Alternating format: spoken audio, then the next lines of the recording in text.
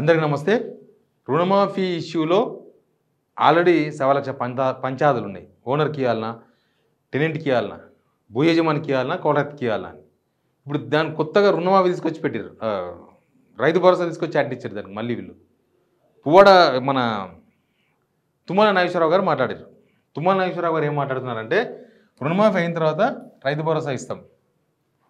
రైతు భరోసా ఎవరికి ఇవ్వాలనో ఇప్పటికే క్లారిటీ లేదు. రుణమాఫీలో ఇప్పటికే చాలా పంచాదులు ఉన్నాయి.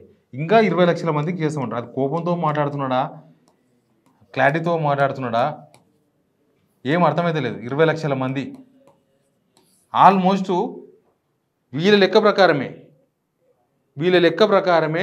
వీళ్ళు ఇప్పటివరకు చేసింది 22 lakhs రైతులకు, 17,90,000 మంది రైతులకు. ఇప్పుడు 20 లక్షల మంది రైతులకు చేయాలంటే ఆల్మోస్ట్ ఇప్పుడు ఎంత చేసారో మళ్ళీ అంత చేయాలి. ఇప్పుడు వీళ్ళు చేసింది ఎంత, 10,90,000, 18,000 కోట్లు అనుకో. అట్లా చేసుకుంటే 36,000 కోట్లు అవుతాయి. 36,000 కోట్లు.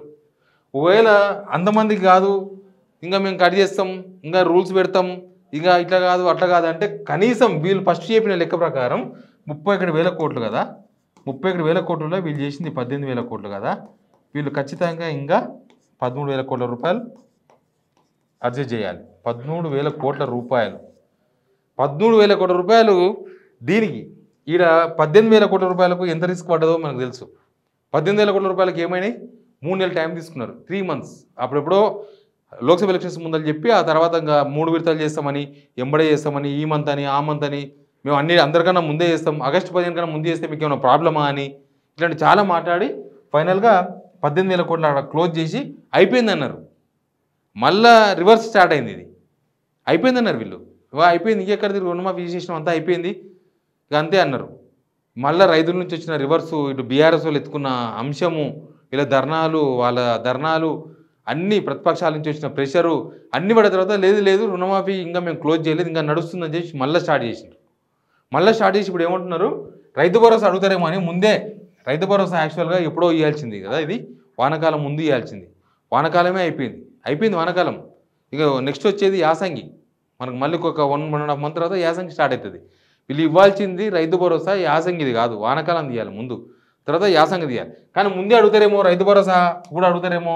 రుణమాఫీ వచ్చిన రైతులు ఉన్నారు కదా, వీళ్ళు ఉన్నారు కదా, ఈ 22 లక్షల మంది ఉన్నారు కదా. ఈ 22 లక్షల మంది ఏం ఆలోచిస్తున్నారు ఇప్పుడు?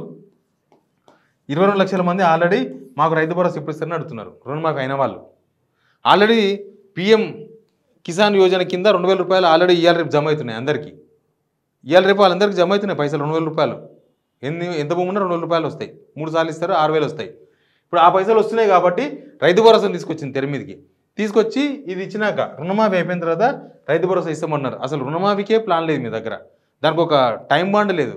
చెప్పండి, సేమ్ ఆగస్టు 15 రుణమాఫీ ఎట్లా చేస్తామని చెప్పిండ్రో చెప్పండి. ఇప్పుడు అక్టోబర్ 15 డేట్ పెడతారా, అక్టోబర్ 25 డేట్ పెడతారా, లేకపోతే సెప్టెంబర్ అయిపోయింది ఇంకా అక్టోబర్లో ఏ డేట్ పెడతారో పెట్టండి.